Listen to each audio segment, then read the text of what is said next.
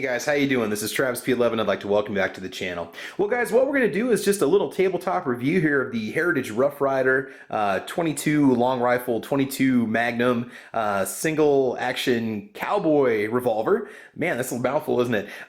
This is just an absolutely awesome little revolver. So first things first, this revolver is on loan to me from Stan, the owner of SS Pawn in Lexington, Nebraska. Contact information is right there on the screen, guys. I want you to give SS Pawn a call. They will take care of all of your firearms needs, and SS Pawn's been a long-time supporter of this channel. I'm going to talk about the things I liked about this revolver, some things I didn't like about it necessarily, and just how I feel about it overall as a value-priced firearm. So first things first, let's just go ahead and get the basics out to you. This is made by Heritage Manufacturing Incorporated. This is known as the Rough Rider Combo, which does feature the 22 LR cylinder as well as the 22 Magnum cylinder. The finish is blued. It is an aluminum alloy frame. The grips themselves are called Cocobolo, which is the wood that they use for the grips, or for the stocks, I guess they call them. It is a single action pistol, like I mentioned before. Now this one does have the 6.5-inch barrel, and overall length is 10.125 inches. Now the weight, it says, is 30.528 ounces. I believe that. I confirmed it on my scale. Mine actually showed a little over 2 pounds, but my scale could have been off, so around 32 ounces. So it is a hefty revolver. Man, okay, where do we begin? Well, first of all, let's just go ahead and talk about accuracy. So I tested 3 different kinds of ammunition. The first type of ammunition that I tried with it was the Armscore 22 Magnum Hollow Point. This is a very cool little round. It turned out to be the best ammunition that I did at the range test. I put 50 rounds through it and then some. Again, a very cool round. I paid about 12 or 13 bucks a box for this. I bought it at a local farm supply store. I don't have a lot of places in town where I can buy ammunition, and Walmart was all sold out of 22 mags, so I thought I'd give the Armscore a try. Now, I actually bought this ammunition for a different pistol, for the Kel-Tec PMR 30, but wasn't able to use it because the manual said not to, so I ended up going into Cabela's and picking up some Hornady for it. But anyway, this was the best ammo that I had right here. We'll go ahead and move out of the way so you can see some accuracy results on the bottom left-hand corner. I shot a really good group, probably looking at around 3 or 3.5 inches, just a 5, 10, 15, and 20-yard group. Now, please understand, guys, when you watch my shooting videos, this is just the first time I've ever taken the pistol out of the box and fired it. I did have one other occasion where I put a few rounds through one of these with my cousin, maybe 20, 24 rounds, and that's about it. So, I mean, I was hardly an expert going to the range. In fact, I had to kind of adjust my grip because I'm so used to shooting pistols that my usual forward isosceles stance and, aggressive, thumbs forward grip doesn't quite work with a pistol or with a revolver like this. I keep calling it a pistol. Oh my gosh. The second range test we did was with some standard velocity CCI. It was good. I just feel like you have a little more authority, a little more power, which you obviously do. It just seems like I was much more accurate with the 22 Magnum.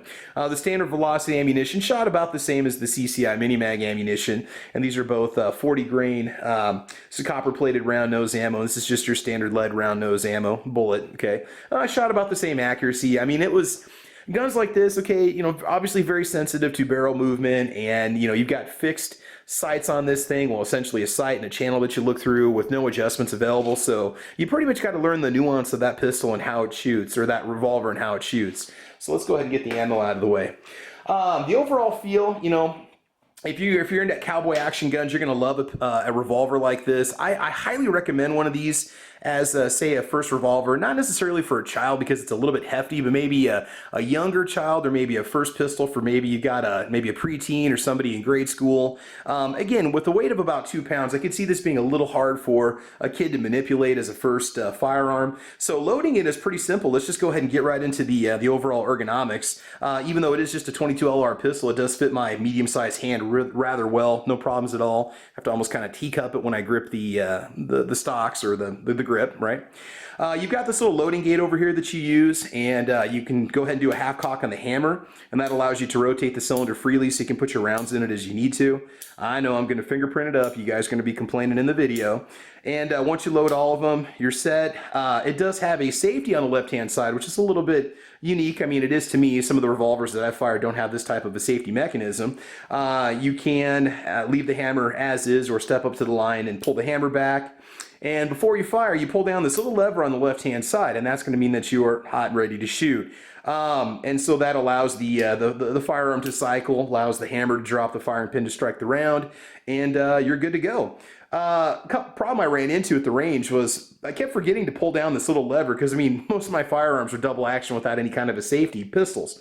And so I would step up there and pull the trigger, the funny thing is I caught myself flinching a few times, so I knew I wasn't quite ready to shoot the firearm at that point. But you do have this little knob. I mean, you know, I can understand they put it on there.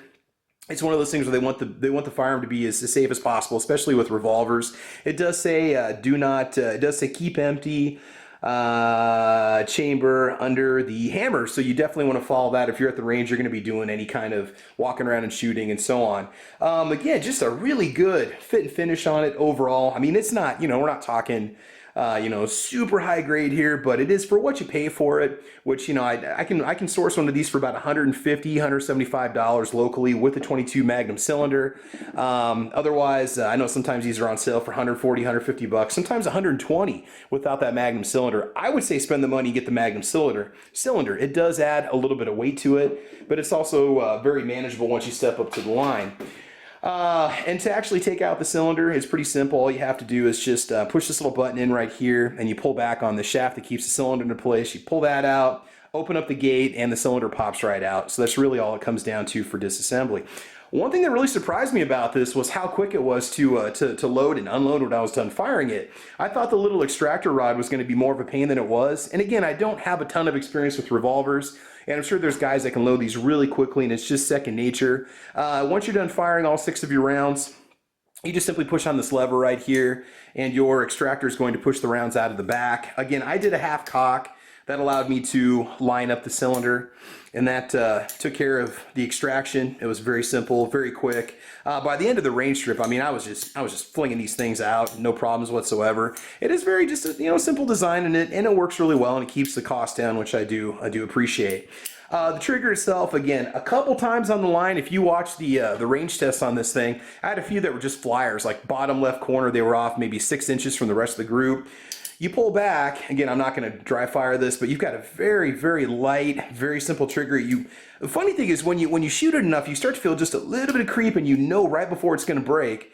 And when it goes, it goes. So a couple times there, I stepped up to the line, I kind of got myself ready to go, started to pull on it, and boom, the hammer went off, and I was not quite ready for it.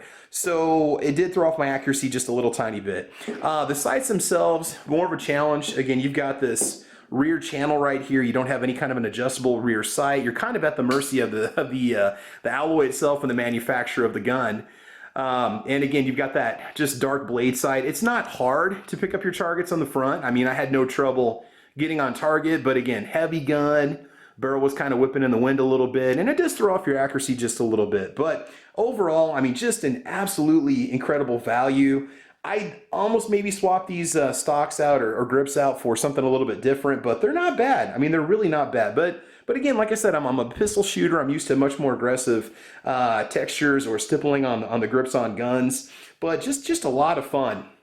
And again, can you tell I had fun with this thing? I mean, it really was a joy to shoot. There's just something cool and simple and basic about a single action revolver. I mean, you can spend all day shooting it. It doesn't cost a lot of money to shoot it unless you're in a place where you can't get 22 LR and you pay quite a bit for it. You know, you get a great first pistol to teach the basic mechanics of shooting to a young person or somebody who might be recoil sensitive.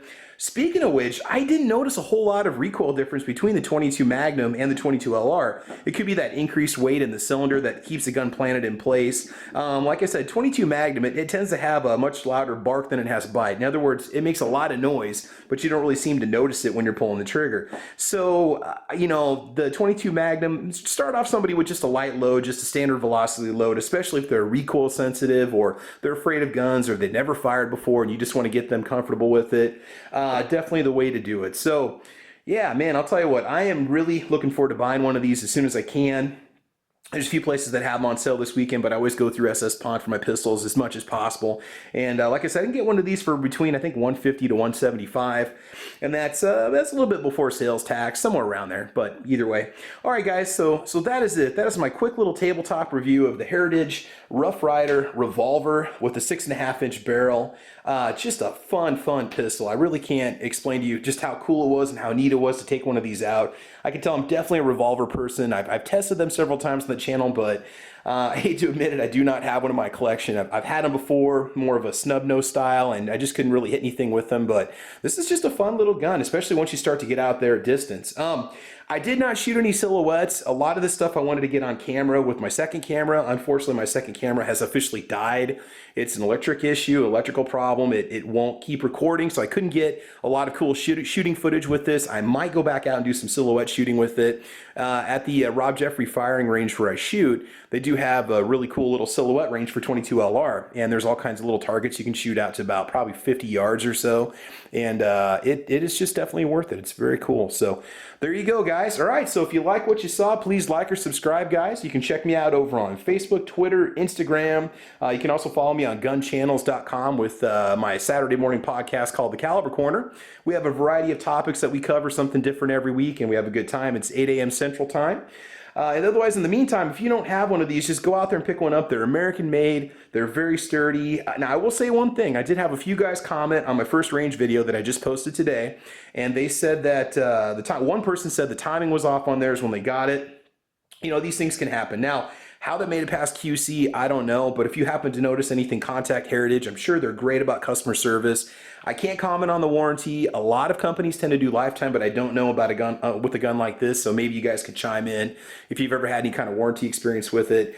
But otherwise, guys, I think that's about it. So, hey, guys, I want you to have fun. I want you to be safe. Get out there, buy yourself one of these Heritage Rough Rider revolvers. Take somebody out shooting with you that's never gone before. Have a good time, guys, and in the meantime, we will talk to you soon. All right, take care. Bye-bye.